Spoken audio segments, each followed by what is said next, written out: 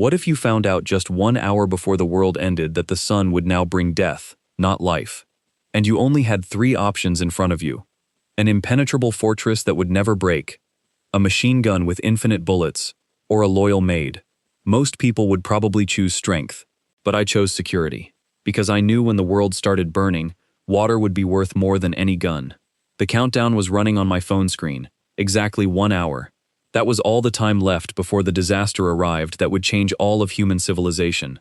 A heat that would slowly strip humans of their reason, their patience, and finally their humanity itself. And so when the system gave me 3 options, I chose the first one without wasting a single moment. An indestructible cooling fortress.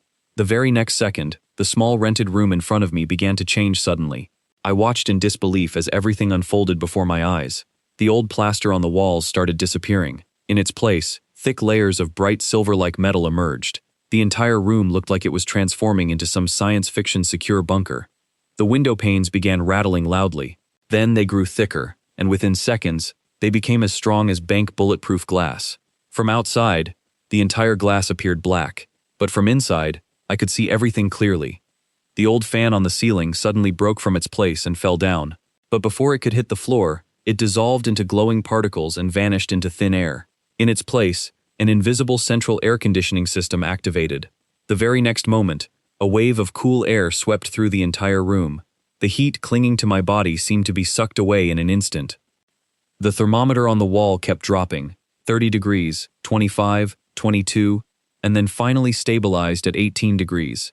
Outside, the world was scorching, but inside my room, cool and comfortable air was flowing. I stepped forward and touched the wall, colder than ice, yet stronger than iron. When I rapped it with my knuckles, a heavy metallic sound echoed. Then I turned on the tap. Clean water rushed out.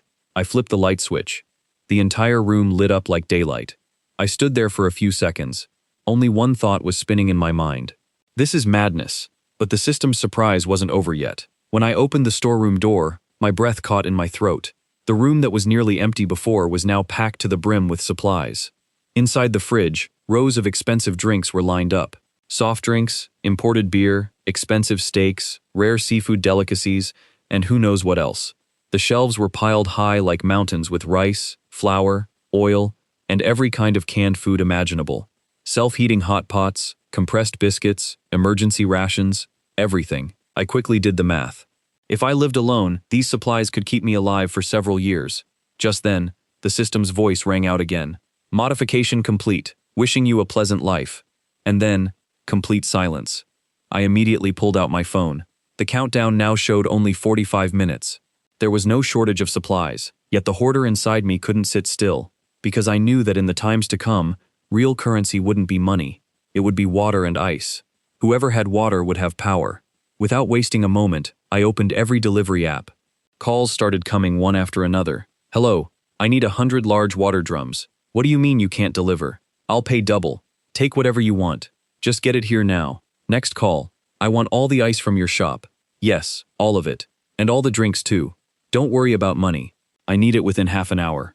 There was such panic in my voice that the people on the other end probably got scared too. A short while later, the first water delivery guy arrived at the door. A heavy drum sat on his shoulder, and his entire body was drenched in sweat. The moment he stepped into the room, he started panting. Bro, the weather is killing us today. Feels like it's crossed 40 degrees. Your order nearly killed me. I didn't respond. Just transferred the money and told him to bring the rest of the drums quickly. After that, it was like a fare had arrived. Water, ice, snacks, drinks. Every few minutes, a new delivery person was standing at the door. My small rented room had become the busiest spot in the entire neighborhood. But one thing was common among all of them. Everyone was cursing the weather. Everyone was drenched in sweat. And everyone was looking at me like I'd gone crazy. If only they knew why I was rushing around. But there was no time left to explain. I kept checking my phone screen again and again. The countdown was racing toward 0. My heartbeat grew faster with every passing second. And finally, the moment arrived. 12. The countdown hit 0, and the very next moment, the sunlight outside suddenly became several times more intense. It felt as if a second sun had ignited in the sky. The light was so blinding that it stung the eyes. The roads looked like they were burning. The air itself felt like fire. And then, a scream came from below. So painful, so horrifying that it sounded less like a human voice and more like the final cry of a dying animal. That one scream shattered the silence of the entire area. Then a second scream, then a third, then dozens. Within seconds, terror had spread through the entire neighborhood. I slowly made my way to the window and peeked out from behind that special bulletproof glass. The scene before my eyes wasn't from any movie. It was real hell. Down on the street stood the same delivery rider who had brought supplies to my house just minutes ago. He was about to start his scooter when suddenly all the strength vanished from his body. It was as if every bone in his body had melted in a single instant. He collapsed straight onto the road. The very next second, his skin began turning red. Then blisters started forming. I watched his skin burn before my very eyes. He was writhing on the ground, screaming. But no one could help him. A few elderly people sitting in the shade of a nearby tree also panicked and started screaming. They wanted to run inside the building, but after a few steps, their legs gave out. One by one, everyone started falling to the ground. The entire neighborhood was filled with screams of agony. It felt as if the whole world had been locked inside a giant steamer and boiled alive. Even the air had changed. The smell of burnt flesh and scorched earth was now mingling with it. But even after seeing all this, no emotion crossed my face. Because I had been waiting for this day, I turned and went straight to the fridge, pulling out an ice-cold Coke. The sound of the can opening echoed through the room. I took a long gulp. The icy drink slid down my throat. Outside, people were dying from the heat, and I was sitting in an 18-degree room, sipping a cold drink. Lying comfortably on the sofa, I closed my eyes. The screams from outside, the sounds of crying, the pleas for help, all combined to sound like some terrifying symphony, as if a grand orchestra for the end of the world was playing, and I was its only VIP audience. Just then, the system's voice echoed in my mind. The apocalypse has officially begun.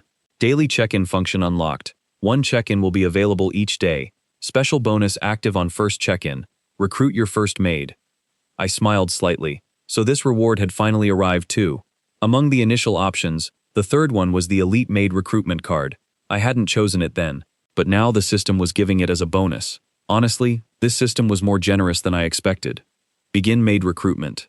The moment I gave the order, the system activated. Matching according to host's subconscious preference. Match successful. Target Lin Man. Identity: Gianni University Campus Beauty. Host's former classmate. Current condition: severe dehydration, on the brink of shock.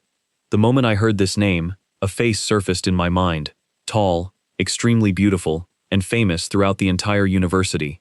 In college days, there was always a line of boys behind her. From the south gate to the north gate. She was one of those people whom you couldn't even look at from up close, let alone touch. But how quickly fortune changes. The moment the world ended, that same girl was about to come seeking my shelter. And then, a weak but anxious knock sounded at the door. Knock, knock, knock. I slowly made my way to the door. I turned on the security monitor. The face on the screen took me a few seconds to recognize. Her entire face had turned red. Sweat was flowing continuously. Traces of tears had dried at the corners of her eyes. It was Lynn. Her expensive dress was completely soaked. But at this moment, no one cared about her beauty. She just looked like a dying human being. Her lips were cracked. Her breathing was erratic, and only one thing remained in her eyes: the will to survive. Is anyone inside? Please help. It's so hot. I'm going to die. Her voice was so weak that just hearing it made it clear she had reached her limit. But I didn't open the door immediately. I pressed the intercom button and spoke in a calm voice, saying only one name: Lin Man. The moment she heard my voice, hope returned to her eyes. As if a drowning person had found a straw, she started pounding on the door with all her strength. Suchin, is it really you? Please open the door quickly. Please let me in. I'm begging you. I remained silent for a few moments. Then I slowly took another sip of Coke and asked in a calm voice, You want to come inside? Yes, she answered without thinking. Just save me. I'll do anything. I smiled slightly. Anything? A few seconds of silence fell outside the door. Then her broken voice was heard. Yes, anything. I took a deep breath and slowly replied. All right then. From today, you will be someone who lives solely under my protection. If you want to come inside, you'll have to follow my rules. Sudden silence fell outside the door. I knew Lynn had no other option left. The outside temperature was continuously rising. Every passing second was pushing her closer to death. Just as I had thought. A short while later, her broken, crying voice came through the speaker. I understand. I'll become your maid. Just please give me a little water. I smiled slightly. Words alone won't be enough. Sign this first. Then I'll let you in. And you'll get ice water too. The very next moment, glowing words materialized in the air before her. It was a master-servant contract. Simple yet brutally cruel. The most important condition was just one. Party B, Lin Man, will of her own, will become the private property of Party A, Suchin. She must obey every order without any conditions. She will never betray. If rules are broken, her soul will suffer punishment. Seeing those golden words floating in the air, Lin Man's body trembled even more. Perhaps she thought she was seeing some hallucination, but at this moment, she didn't even have the strength to ask questions. The desire to live had overpowered every other emotion. She extended a trembling finger, wiped away her tears, and signed her name on the contract. Contract complete. The moment the system's voice rang out, I unlocked the door. The heavy metal door opened slowly without a sound. The cool air from inside spread outward. A sudden spark of hope lit up in Lin Man's eyes, as if the gates of heaven had opened before her. She practically crawled inside. The moment she stepped into the room, the last bit of strength remaining in her body vanished. She collapsed straight onto the cold floor. Then she greedily filled her lungs with the cool air. A long, relieved breath escaped her lips. For the first time, peace replaced pain on her face. I closed the door, and with it, the burning world outside, the screams, and the deadly heat, all were cut off. Now only silence remained. I bent down to look at her, exactly the way someone looks at a newly acquired trophy. Welcome, my first maid. Quite some time later, Lin Man managed to compose herself. She slowly sat up, and then her gaze fell on the room. The very next moment, she was completely stunned. Her eyes moved from one corner to another. Comfortable temperature, daylight bright lights, modern interior, and heaps of drinks in the fridge. Everything looked like a dream. Just minutes ago, she had seen hell outside, and now, inside the same building, she was seeing a small piece of heaven. How is this possible? She murmured. How is your home like this? Her voice held both wonder and disbelief, but I didn't answer. I walked to the fridge, pulled out a bottle of mineral water, opened the cap and brought it before her. The moment Lin Man's eyes fell on the water, they froze there. At this moment, all her pride, all her arrogance, everything had disappeared. She could only see water. She immediately leaned forward, held the bottle with her cracked lips and emptied half of it in one breath. Within seconds, all the water was gone. Then a little life returned to her face. A faint color came back to her cheeks. She took a deep breath. Thank you. Her eyes showed many emotions at once. Gratitude, fear, and somewhere, hidden shame. But I had no interest in these emotions. I said in a cold voice. Remember your identity. Who are you now? Don't forget. Go. Take a shower first. I don't like the smell at my table. I gestured toward the bathroom. Then I pulled out a clean bathrobe from the storeroom and tossed it toward her. Lin picked up the bathrobe quietly, jaw clenched, head bowed, and without a word, she walked toward the bathroom. A short while later, the sound of running water came from inside. I sat down on the sofa. My mood was quite good. That girl from college who never even looked at me properly was now standing under my shelter. This feeling was more comforting than any ice-cold Coke. But this peace didn't last long. Suddenly, a loud banging came at the door. Bang, bang, bang. This knocking was far more aggressive than before. Open the door. Whoever is inside, come out. We know someone is hiding in there. People are dying outside and you're enjoying AC. Don't you have any humanity? Bring all the ACs out. Everyone will use them by turn, otherwise we'll call the police. My eyebrows furrowed slightly. I got up and turned on the camera monitor. 7 or 8 people appeared on the screen. At the front stood 2 thugs from the floor above. Their wandering mischief was famous throughout the neighborhood. One of them held a crowbar, and he was looking at me as if waiting to break the door down.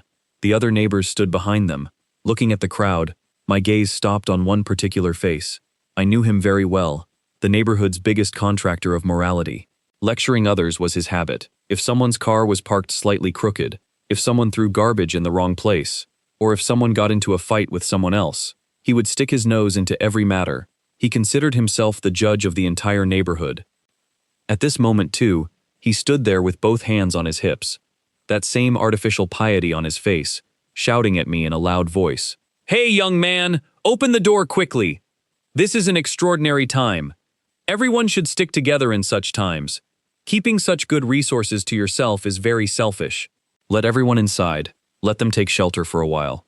I kept looking at those faces on the screen. Then suddenly I laughed. How foolish these people are. They still haven't understood that the world has changed.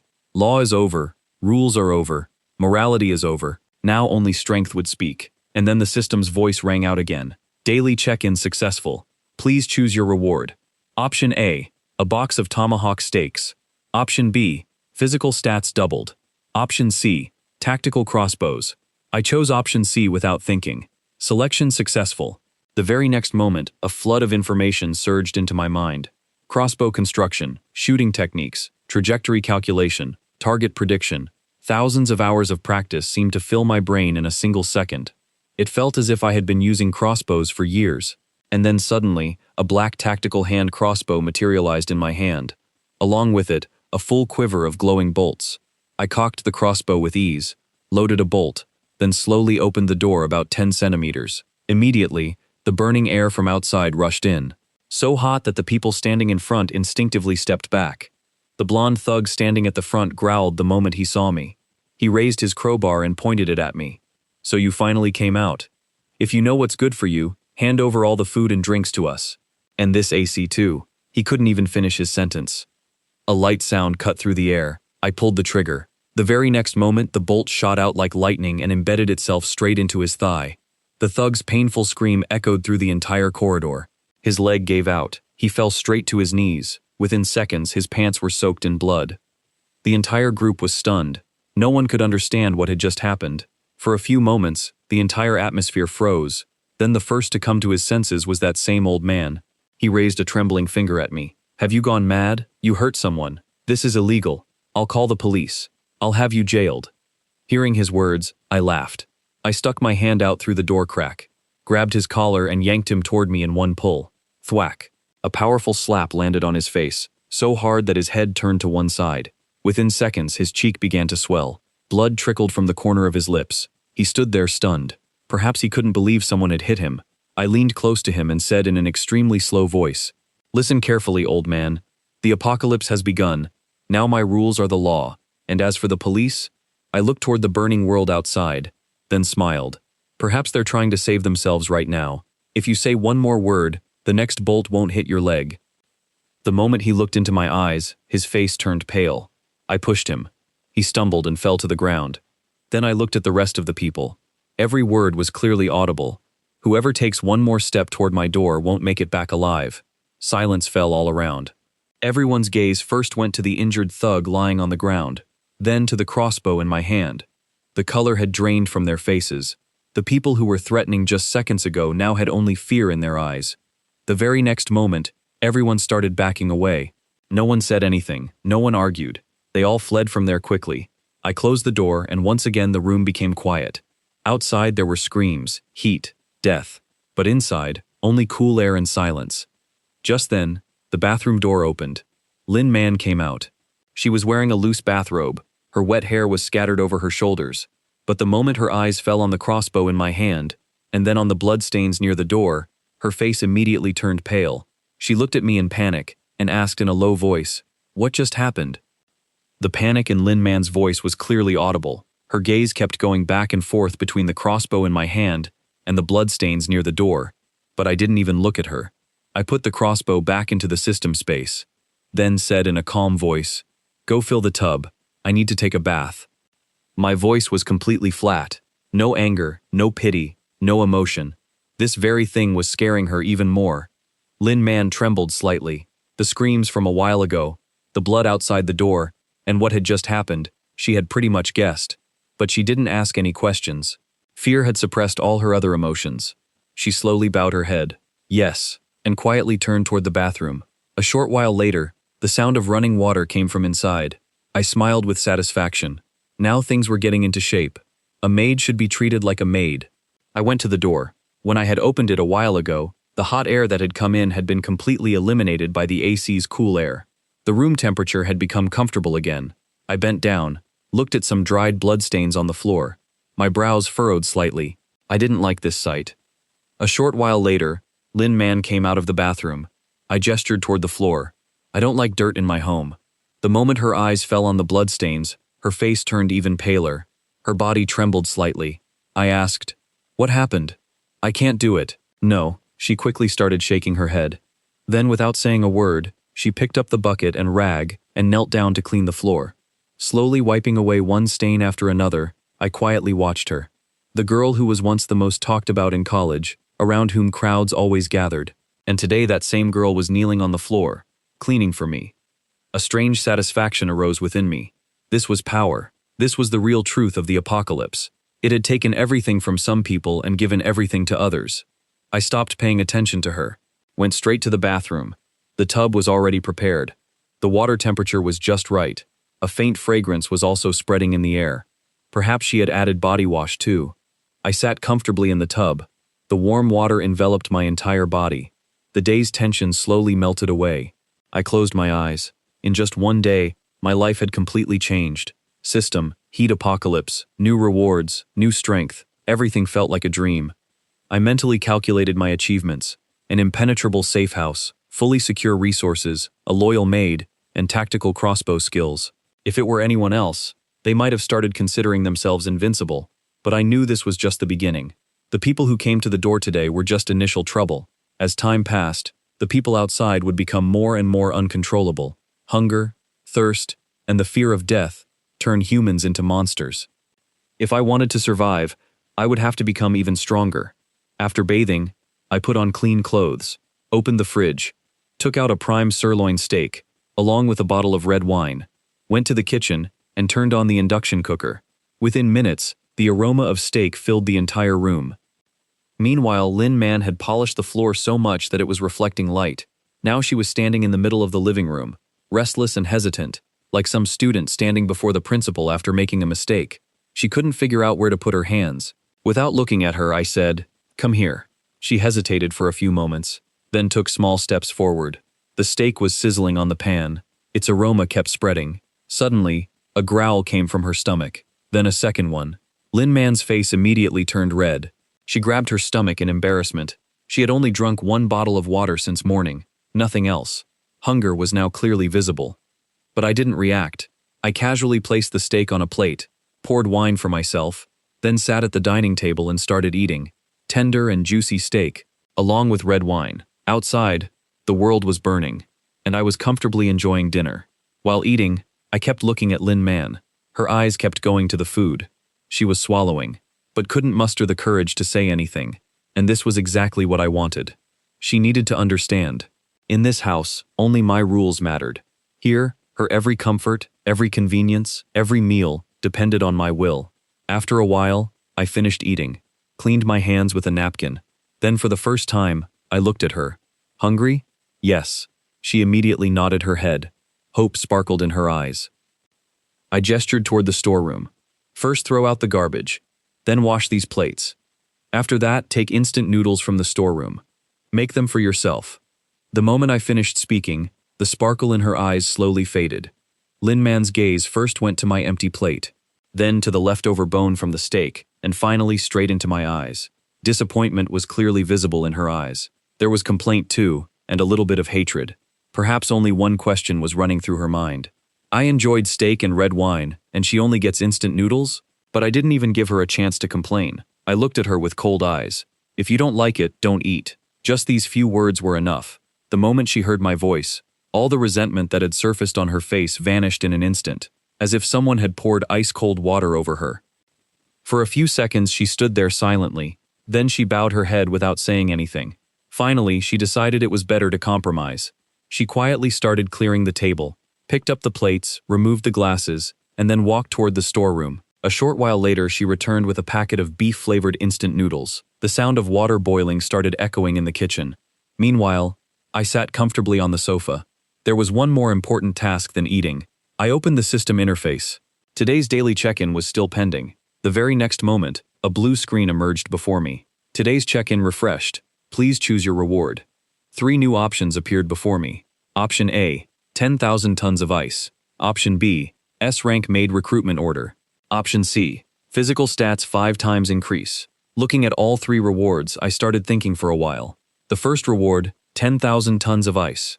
In a heat apocalypse, its value was many times more than gold. Whoever had this much ice could force any survivor base to bow before them. But the problem was storage. My safe house was secure, sure, but not that big. The system space wasn't unlimited either. I didn't currently have space to store this much ice. I looked at the second reward, S-rank made recruitment order. Just hearing the name made it clear. This wasn't an ordinary reward. If I got an S-rank maid, my strength could increase several times over. I looked at all 3 rewards carefully again. The S-rank maid recruitment order sounded fantastic, but I already had Lin Man with me. I didn't need another maid right now. And if someone with a difficult personality got summoned, managing them would become a new headache. Now the last option remained. Physical stats 5 times increase. This was the most reliable reward. No matter how strong a safe house is, it could break one day. No matter how much you trust others, circumstances can change any time, but your own strength never betrays you. If I wanted to survive in this new world, first I had to make myself strong. I said without hesitation. Option C. Option C. The very next moment, the system's voice rang out. Selection successful. Enhancement begins. A sudden warm energy spread from my chest throughout my entire body. It felt as if every cell in my body was being rebuilt. Bones grew stronger. New strength filled the muscles. Blood started flowing much faster than before. Within seconds, I could feel every change in my body. My heartbeat was now much clearer than before. I could even feel the dust floating in the air. I clenched my fist. A sharp sound came from the joints. It felt as if now I could take down even a large animal with a single punch. Strength was truly unbelievable. Just then, Lin Man came out from the kitchen. In her hand was a hot bowl of instant noodles. But the moment she saw me, she froze. Her hands almost trembled. "What happened to you?" I didn't answer, just looked at her with a slight smile. She had probably understood that in just a few moments, my strength had increased several times over. She unconsciously took a step back. I took the bowl of noodles from her hand and placed it on the table, then said in a calm voice, "From now on, there's only one rule in this house. Everything will be done with discipline." Lin Man looked at me in panic. "But we're classmates." I laughed slightly. "Classmates? That world is over now." I gestured toward the window. "Look outside. Temperature above 60 degrees. People are ready to kill each other for a single bottle of water. Now it's not just the weather that's dangerous. Human greed has become even more dangerous than that." I paused for a few moments, then spoke in a calm voice. "If you step outside this safe house right now, you probably won't last even 10 minutes. Hearing my words, Lin Man fell completely silent. Lin Man looked in the direction my finger was pointing. The view outside the window wasn't clearly visible, but the continuous screams from outside, the pleas for help, and the sounds of chaos kept reminding her every moment that the world outside was no longer what it used to be. She didn't say anything, just stood there quietly. Her trembling hands showed that she was still scared. Silence reigned in the room for quite some time. I sat back down on the sofa, picked up the bowl of noodles from the table. By now, the noodles had cooled down a bit. I started eating comfortably. After a while, without looking at her, I said, "If you want to stay here, you'll have to follow this house's rules. If not, the decision is yours." After this, I didn't say anything more. Only 2 sounds echoed through the entire room. The sound of me eating my noodles and the distant screams from outside. Time slowly passed. I ate the last bite, placed the bowl on the table and took a long breath. Lin Man slowly wiped the tears from her eyes, then walked toward me with calm steps. There was no resistance on her face like before. Only exhaustion, fear, and the compulsion to accept new circumstances were visible. She had finally understood that her life had completely changed now. Just then, a panicked woman's voice came from outside the door. "Suchen, are you inside?" That voice held both panic and hope. I turned on the security monitor. A woman appeared on the screen. She was badly exhausted. Thirst and heat had ruined her condition. The moment she realized I was inside, hope returned to her eyes. "Please help me," I answered in a calm voice. "I only need trustworthy people. Empty promises won't work." The moment I finished speaking, the system activated. A glowing virtual screen appeared in the air. That same master-servant contract that had appeared before. The woman looked at the screen for a few moments. Surprise was clearly visible on her face, but seeing the condition outside, she didn't take long to decide. She extended a trembling hand forward and registered her name on the virtual contract. And the very next moment, the system's voice echoed through the entire room. "Contract accepted." The system's voice once again rang in my mind. "Contract successfully signed. Made China. Loyalty 25. Status, trainable." I was stunned for a few moments. China's initial loyalty was 15 points higher than Lin Man's. Perhaps the compulsion to save her daughter had eliminated all hesitation from her mind. Or maybe life's experiences had taught her to accept circumstances quickly. Whatever the reason, this was beneficial for me. The moment the contract was complete, I opened the door. China came stumbling inside, holding her little daughter close to her chest. There was absolutely no strength left in her steps. The moment she entered the room, thud, she fell straight to the floor. I immediately closed the door. The burning air outside, the screams, and the chaos, all remained outside that thick metal door once again. China barely lifted her head. Her voice was trembling. "Water, please, and medicine for my daughter." I didn't answer immediately. First, my gaze fell on her daughter. A small child, 5 or 6 years old at most. Her face had turned red from high fever. Her breathing was very rapid. She was in a near unconscious state. I placed my hand on her forehead. The temperature was abnormally high. I immediately understood the situation. High fever and severe dehydration. Tears started flowing from China's eyes. She's been like this since afternoon. I couldn't do anything. I signaled her to stay calm. Now is not the time to cry. Let's treat the child first. I immediately went toward the storeroom. The medical kit that came with the safe house upgrade was right there. Inside it, necessary medicines and medical supplies were fully present. I took out children's fever medicine, looked at antibiotics, then prepared saline. I placed the necessary items one by one on the table. "Hold the child carefully," I said. China did exactly that without wasting a moment. I carefully found a vein in her arm and administered the injection. The entire process was completed without any rush. China kept looking at me continuously. Surprise was clearly visible in her eyes.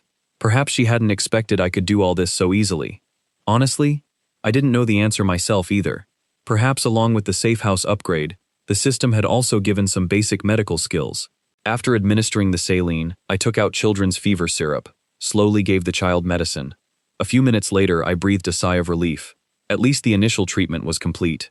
I looked at China, then gestured toward the bedroom. "Take her to that room. Let her rest. Wipe her body with lukewarm water. Give her a little water every half hour. If everything goes well, the fever will come down before morning." China kept looking at me for a few moments. Both surprise and relief were visible on her face. I said in a calm voice, "You both rest in the bedroom. I'll sleep on the sofa tonight." Looking at China, I said in a calm voice, "Don't get the wrong idea. I helped your daughter because she can still survive, and your medical skills are useful for this safe house." China remained silent for a few moments. Then she slowly bowed her head. "Yes, master." She carefully picked up her daughter and walked toward the bedroom. Within a short while, only Lin Man and I remained in the living room. Lin Man had just witnessed everything that had happened with her own eyes. Her gaze first went toward the bedroom, where China was staying with her daughter. Then she looked toward that small storeroom, which was now going to become her living space. Many emotions were visible on her face at once. Perhaps surprise, perhaps discomfort, or perhaps relief. But I didn't want to try to understand what was going through her mind. I gestured toward the storeroom. "From today, this is your room." The room was barely 5 square meters. Small, dark, but secure.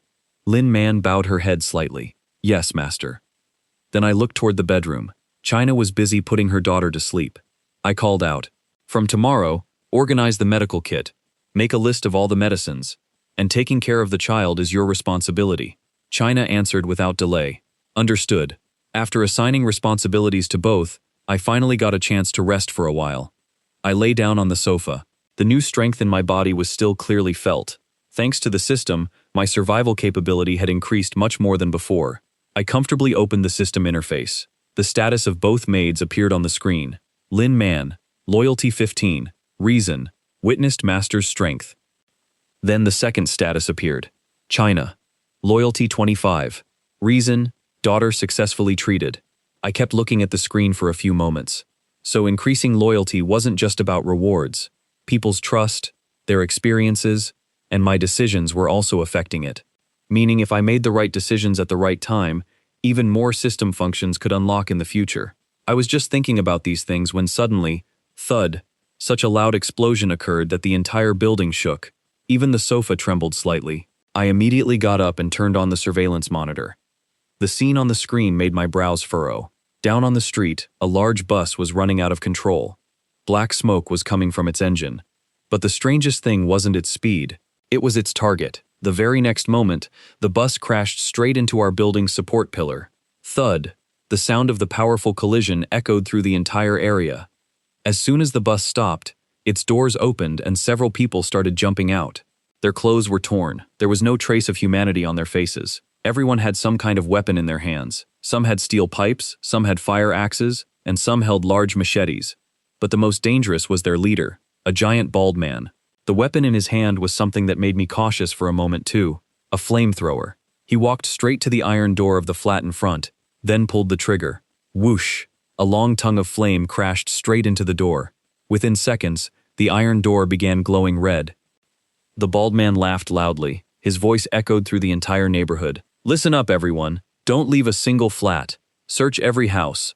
Whatever food you find, whatever water you find, bring it all. At his signal, the entire gang dispersed in different directions. I kept watching the monitor without blinking. Now things were clear. This wasn't some hungry mob. This was an organized gang. They had a plan. They had weapons. And they had a clear strategy too. My gaze fell on the bus again.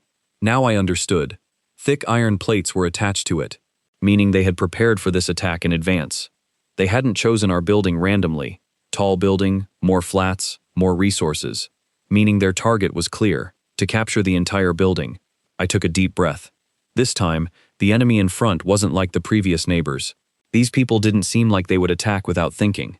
Just then, hearing the explosion, both Lin Man and China came out of their rooms. Fear was clearly visible on both their faces. Lin Man asked in panic, "Master, what's happening outside?" China also looked at the monitor with worried eyes. The moment they saw the monitor screen, the color drained from both Lin Man and China's faces. On the screen, that same bald leader was visible. He had pointed his flamethrower straight at an iron door of a flat. The very next moment, fierce flames of fire crashed into the door. Within seconds, the iron door began turning red. Then the entire gang moved toward the stairs. Lin Man's voice trembled. If these people come here, then... China clutched herself tightly in fear. Her hands were trembling continuously. I looked at both of them and said in a calm voice, "Panicking won't solve anything. These are just armed thugs." From the outside, I looked completely calm, but my mind was working at full speed. The safe house was strong, sure, but how long would it hold against something like a flamethrower? I didn't have the answer to that either. My biggest concern was something else. If this gang found out about my safe house, whether they could get inside or not, the trouble wouldn't end there. They would keep coming back again and again, and I absolutely didn't want that. I took a deep breath. A direct fight was the worst option. My physical strength had increased several times over. My crossbow skills were excellent too, but there was an entire gang in front of me. They had numbers and a dangerous weapon like a flamethrower. There was no guarantee of victory in a direct confrontation. Yes, I did have one advantage. They didn't know of my presence, but I could see their every move. I looked at the monitor again. Now they had started breaking into the flats on the first floor. Sounds kept coming from the screen. People's screams, pleas for help, the sound of doors breaking, and those thugs' terrifying laughter. The entire apartment had turned into some horrifying nightmare. China covered her trembling mouth with her hand. Tears started flowing from her eyes. Perhaps she was thinking, if I hadn't opened the door, then today she and her daughter would also be part of this hell. Meanwhile, Lin Man also sat down, holding her head in fear. I said in a loud voice, "Stand up." Both of them got startled hearing my voice. They immediately composed themselves. I looked at China. "You're a nurse. Is there any large storage at the hospital for emergency medicines, or any such place where medical supplies can be found in large quantities?" China thought for a few moments, then said, "Yes, in the underground cold storage of our hospital, there's a large reserve of emergency medicines. There are vaccines too, and many such medicines that you won't find at any pharmacy outside." A slight smile appeared on my face. Very good. This was exactly the information I needed. Then I slowly turned my attention toward Lin Man. There was one important question to ask her now. I looked at Lin Man. "Tell me one thing. Does your father have any secret warehouse, safe house, or any such private storage?" At my question, Lin Man remained silent for a few moments. Then slowly shook her head. "I don't know. He never shared such things with me." I didn't answer, just kept looking at her for a few seconds. Then my attention went back to the monitor. Actually, I was asking this question for another reason. At this time, information was worth more than any weapon. The person who had such information could prove to be the most useful in the future. China had told me about the hospital's emergency medical storage. That information was extremely important for me. If I got the chance in the future, essential medicines and medical supplies could be obtained from there. As for Lin Man, if her family had any extra resources or secure place, that could also come in handy going forward. I looked at both of them, then said in a calm voice, "For now, stay in your respective rooms. Don't come outside without need, and don't make any sound." Then I looked at China. "Take care of your daughter." She immediately shook her head. "Yes." I looked at Lin Man. "You stay in your room too." She also nodded without saying anything. Within seconds, both went to their respective rooms. Once again, complete silence fell over the entire living room. I turned on the surveillance monitor again. The situation below had become even worse than before. That gang was advancing extremely rapidly. They had now reached the second floor. Their method was very straightforward. Where they found a weak door, they broke it with fire axes. Where the lock was strong, they tried to pry it open with steel pipes, and if nothing worked, their leader used the flamethrower. I looked at my metal door. It was quite strong, but if it had to withstand continuous flamethrower fire, it probably wouldn't last long. Just waiting around was now the biggest mistake. I had to make some plan first. I immediately went to the safe house's control panel. After the upgrade, this new device had been installed on the wall. From here, all of the safe house's systems could be controlled. I took a deep breath. I stopped directly in front of the safe house's control panel. The entire base's blueprint opened on the screen. Every system was clearly visible. Power supply, water circulation, ventilation system, and many other control modules. I started looking at each section carefully. Suddenly my gaze stopped on the ventilation system. The safe house's ventilation was completely independent. Air intake and air exhaust were both hidden inside the walls in such a way that no one from outside could locate them. But one small detail caught my attention. This system was still connected to the building's main ventilation shaft. And just like that, an idea came to me. A complete strategy slowly began forming in my mind. Without wasting time, I opened the system interface. I said to myself, "System, daily check-in." The very next moment, the screen lit up. "Today's check-in successful. Please choose your reward." 3 new options appeared before me. Option A, base upgrade kit. The safe house area will increase to 300 square meters. Along with that, a small ecological area will also be unlocked. Option B, aura concealment skill. A skill that could completely hide my presence. My breath, my heartbeat, even the heat from my body wouldn't be felt. Option C, high explosive grenades. A full box of 24 grenades. I kept looking at all 3 rewards for a few moments. The amazing thing was, it felt as if the system already knew what I needed at this moment. The first option was most beneficial in the long run. If the safe house expanded to 300 square meters, survival would become much easier.